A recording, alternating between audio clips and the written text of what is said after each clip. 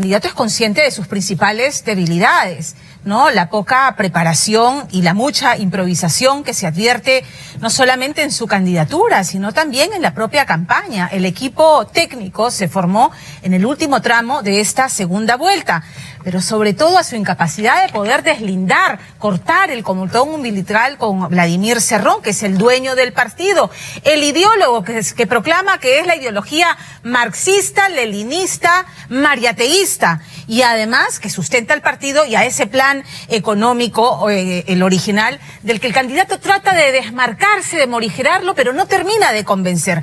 A ese desconcierto que genera estas idas y venidas está también los aliados de Perú Libre. Don Gregorio Santos y su partido, el exgobernador regional de Cajamarca, está preso por corrupción, por el mismo delito por el que ha sido sentenciado el dueño del partido, Vladimir Cerrón, razón por la cual no pudo postular. También está el movimiento de Antauro Humala, preso por asesinar policías en el Andahuaylazo, y que dice, en el gobierno de Castillo el único que puede negociar o conversar o lidiar con las Fuerzas Armadas soy yo. Castillo ha dicho que va a indultar a Antauro Humala. El propio partido tampoco le suma, ¿no es cierto? Porque Vladimir Cerrón, el que supuestamente no va a estar, pero ni de portero en una institución pública si Castillo es presidente, se ha encargado de decir a la bancada, responde al partido. ¿Y quién es el dueño del partido? Vladimir Cerrón. Pero esta semana, el hermano de Vladimir Cerrón, Valdemar, en un audio que también se ha conocido y se ha hecho público, ha lanzado la siguiente sentencia: el día que el candidato se separa del partido, empieza su desgracia. Y finalmente, quizás la piedra más incómoda en el zapato de Perú Libre y del candidato es el tema de Movadef. El candidato ciertamente ha deslindado y ha condenado el terrorismo, pero no termina y no respondió en el debate a la puya que le lanzó Keiko Fujimori respecto a Guillermo Bermejo, congresista electo que tiene un proceso abierto por terrorismo precisamente, o por filiación, perdón, para ser precisos, por presunta filiación con movimientos narcoterroristas. Y hay otros 4 congresistas que la DIN y la DINCOTE vinculan con el Movadef. ¿Qué es el Movadef? El brazo político de Sendero Luminoso, así lo describen las autoridades de la DIRCOTE, y hay más de 270 militantes que hoy están en Perú Libre, que antes militaban en el movimiento Movadef. Fernando Díaz. Sentirse absolutamente ganador podría ser en estos momentos el peor de los caminos para un candidato como Pedro Castillo. Un exceso de confianza, una pizca de soberbia, pero sobre todo, cualquier promesa lanzada al aire sin el mayor de los sustentos técnicos, como el reciente anuncio de la creación del Banco de Trabajadores y el futuro de las AFP, podría significar un mal paso cuando solo faltan 7 días para la segunda vuelta. Vamos a convocar a los trabajadores del país para que se geste un nuevo sistema nacional de pensiones y que sean los propios trabajadores que sepan cómo administrar. Es totalmente falso que el gobierno de Pedro Castillo va a acabar con sus ahorros. Por el contrario, vamos a cuidar, vamos a cautelar los ahorros de los trabajadores. Es más, vamos a llamar a todos los trabajadores del país para gestar un nuevo sistema nacional de pensiones. En boca cerrada no solo no entran moscas, sino también se podrían asegurar victorias en elecciones tan apretadas e impredecibles. Y esta parece ser ahora la estrategia de Perú Libre, cuyos principales rostros han optado por evitar dar declaraciones o entrevistas grabadas y apostar solo por unos cuantos espacios en vivo. El profesor ha pedido mesura desde hace ya un tiempo atrás. ¿Y por qué? Porque sabe que en esta última parte van a haber vallas psicosociales y un tipo de confrontación muy directa, y creo que teniendo en cuenta que hay un gran porcentaje de la población que ya le da la mayoría al profesor, creo que en estos últimos días la mesura sería la mejor herramienta para poder garantizar ese respaldo. Una cosa es la mesura y otra el silencio sepulcral. Ha sido casi imposible conseguir que los principales rostros del partido de Lápiz pudieran ser parte de un reportaje. Ni el señor Pedro Franque, integrante del equipo económico, ni el profesor Cadillo, clave en temas de educación, ni el doctor Abelino Guillén, ni la señora Betsy Chávez, congresista electa y vocera, aceptaron una entrevista, a no ser que sea en vivo. Mientras que en la CNN, las preguntas de Fernando del Rincón arrinconaron prácticamente a la candidata a primera vicepresidenta, Dina Boluarte. Dina, esto no es un monólogo, por favor, escúcheme. Por favor, escúcheme que esto no es monólogo. Dina, ¿está mal que la prensa reporte que usted tiene 3 denuncias? Eso está mal, porque eso, según yo entiendo, es una noticia. Más cuando usted es una figura que está buscando ser la primera vicepresidenta.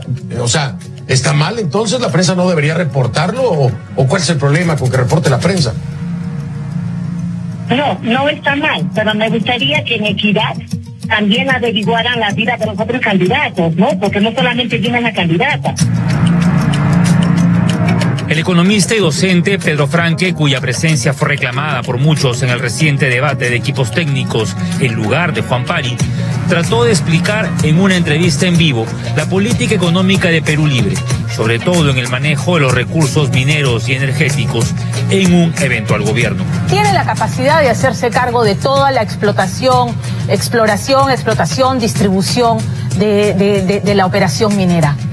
No, mira, como he dicho, en el plan bicentenario la palabra estatización no está escrita en ninguna parte. Entonces no queremos una estatización de la minería, esta es una negociación. Esa es de las principales fuentes de ingresos para el Estado, es las mineras, las empresas de gas. Entonces, o sea, tú llegas al esto y dices, vas a tener al asesor económico y te dice, señor, la caja del Estado viene por acá, usted no puede matar a la gallina a los huevos de oro de un día para otro. Los analistas coinciden que no son los aciertos de Keiko Fujimori los que podrían hacer que el lápiz pierda la punta en las encuestas. Urpi Torrado de Datum ha dicho que el debate técnico le restó puntos a Castillo. Si es que pretende ganar las elecciones y ser gobierno, pues va a tener que rodearse de mejores asesores, porque una cosa es con guitarra y otra con cajón. Es la improvisación en las propuestas y las contradicciones en las que han caído sus miembros a la hora de las entrevistas las que le han restado puntos, pero por encima de todo ello es ese personaje omnipresente llamado Vladimir Cerrón el que más contracampaña le hace, aunque el candidato diga que no lo verán ni de portero. El señor Cerrón está impedido judicialmente y no lo van a ver ni siquiera de portero en ninguna de las instituciones del Estado. No hay posibilidad de que el señor Cerrón forme parte del gobierno en la medida en que tiene una sentencia condenatoria y está, digamos, impedido, ¿no? Julio Arbizu, aliado de Juntos por el Perú, el partido de Verónica Mendoza, se ha mostrado satisfecho con el deslinde que el profesor hizo de Vladimir Cerrón. La contundencia del rechazo y del deslinde del profesor Castillo da cuenta de que efectivamente será un gobierno del señor Castillo con el ideario que se está construyendo para que gobierne desde el 28 de julio, ¿no? Sin embargo, el deslinde sigue resultando tibio, más aún cuando aparece en escena Valdemar Cerrón. El hermano de Vladimir sale a decir aquí quién es el dueño de la pelota, el que tiene la sartén por el mango. El equipo técnico es del partido, dirigido por nuestro candidato Pedro Castillo y nuestro secretario general Vladimir Cerrón. No hay que pretender, compatriotas, separar esta trípode. El día que el candidato se separa del partido, empieza su desgracia. Y el día que el candidato se separa del partido, para el partido empieza una nueva forma de lucha. Esa información es imprecisa, ya que se estaría tratando, bajo esos argumentos, de minimizar la presencia del profesor Pedro Castillo y reducirlo a un títere. La convocatoria de expertos casi de emergencia y asesores en diversas áreas permitió que Perú Libre pueda demostrar algo más en el debate de equipos técnicos. Una cosa es el proyecto inicial, en el cual las características de ese proyecto afianzaban una especie de gran bloque popular de izquierda, pero eso ha sido la primera vuelta. En la segunda vuelta se ha duplicado, casi triplicado ese respaldo, y ya no es la gente de izquierda, socialista, o la que está apoyando a Pedro Castillo, sino distintos sectores, y por lo tanto el proyecto también tiene que evolucionar y tiene que tener una perspectiva para la mayoría de peruanos. Fue así que sumaron al médico Hernando Ceballos, quien defendió el uso del 10% del PBI para el sector salud. Llevar el sector salud al 10% del PBI. El presupuesto. Esa es una meta. Y por supuesto, una meta que no se va a cumplir en 5 años. Usted lo sabe, ¿no es cierto? Estados Unidos gasta el 17% en salud. Claro. Cuba, que es un país chiquitito, bloqueado con problemas, gasta el 10.5% en su PBI. Los economistas Juan Pari y Pedro Franque sostienen la revisión de los contratos a transnacionales, el exfiscal Abelino Guillén, planes de seguridad ciudadana, y hay otros especialistas como el doctor Antonio Quispe, quien según nos dijo no podía rechazar el llamado del lápiz. ¿Te imaginas haber estudiado medicina, estudiado estadística en investigación, epidemiología, te vas a Hopkins a hacer un doctorado en epidemiología y control de enfermedades globales? Estás en plena pandemia, te llaman del gobierno y dices, no, Carlos, ahorita no, estoy ocupado. Todos lejos del frente, ¿no? O sea, si este es el momento en que debemos poner en práctica nuestras habilidades y sumar. Quispe ha sido uno de los médicos más consultados en la pandemia. Hoy apoya la idea de tener un solo sistema de salud y reforzar el primer nivel de atención. ¿No? Una de las primeras cosas que me encargaron a mí, tratar de proponer este sistema de datos abiertos, ¿no? Y cuando comenzamos a plantear el problema, era una cosa realmente alucinante cómo el Perú había sobrevivido tanto tiempo sin un sistema unificado de datos de salud. Y la pelea en dónde va a estar el servidor, si en la PCM o en el MINS, es una historia que muy poca gente conoce. Esa atención primaria, si lo hubiéramos tenido, no se hubiera muerto tanta gente. Y esa es una de las cosas que adolece el Perú. Entonces, el concepto de que tú puedas recurrir a un centro de atención primaria con suficiente capacidad resolutiva, recursos humanos y infraestructura para poder lidiar con las enfermedades frecuentes, inhibe, descarga, desatura el sistema y evita que se colapse. Pero la honra del epidemiólogo Quispe también ha sufrido un colapso luego de revelarse el presunto maltrato físico y psicológico hacia su expareja. Esta entrevista fue hecha antes de conocerse la denuncia. Hasta el momento, Perú Libre no ha dicho si lo mantendrá o no dentro del equipo. Al parecer, la simpatía que despierta Castillo va más allá de videos, denuncias o metidas de pata. La gente lo ataca por el tema del plan de gobierno, la gente lo ataca por el programa, que no tenía grupo técnico, pero sin embargo el profesor Castillo no baja en las encuestas, ¿no? Entonces pareciera que la política para los sectores populares no pasa por el programa, no pasa por el equipo técnico, no pasa por eso, pasa por, sentir un sentimiento y una confianza en la persona, y en este caso el profesor Pedro Castillo. ¿Quiénes son los aliados políticos? Tampoco parece ser un asunto que le quite mucho el sueño al electorado castillista. Más Democracia, el partido de Gregorio Santos, preso en Castro por colusión y asociación ilícita, está alineado con Perú Libre en la búsqueda de una nueva constitución. La alianza con Perú Libre y con el profesor Pedro Castillo se basa en la convocatoria a un referéndum para la Asamblea Constituyente. Creo que nuestra generación, en este caso mi persona que viene levantando un cambio generacional, no queremos retroceder a una constitución que nos permita el estatismo, pero tampoco podemos tener una constitución que hoy día permita contratos de ley como con algunas empresas transnacionales en perjuicio de desarrollar el mercado interno.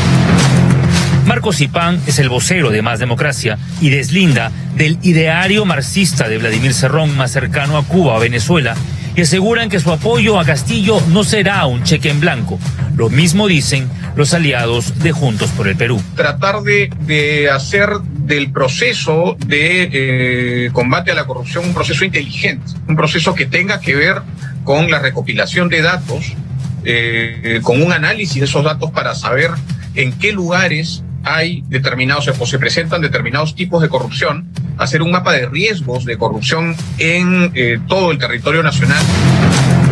Perú Libre habría garantizado a sus aliados de Juntos por el Perú la autonomía del Ministerio Público, del Poder Judicial y el respeto a la democracia, asegurando que en el caso de ganar las elecciones dejarían el poder en el 2026 y no como dijo Guillermo Bermejo. Nosotros, si tomamos el poder, no lo vamos a dejar, ¿no? O sea, con todo el respeto que se merecen ustedes y sus pelotudeces democráticas, nuestra idea es quedarnos para instaurar un proceso revolucionario en el Perú. Lo que ha dicho el señor Bermejo quedará pues como parte seguramente de un ideario antiguo, ¿no? Que no tiene que ser necesariamente tomado en cuenta.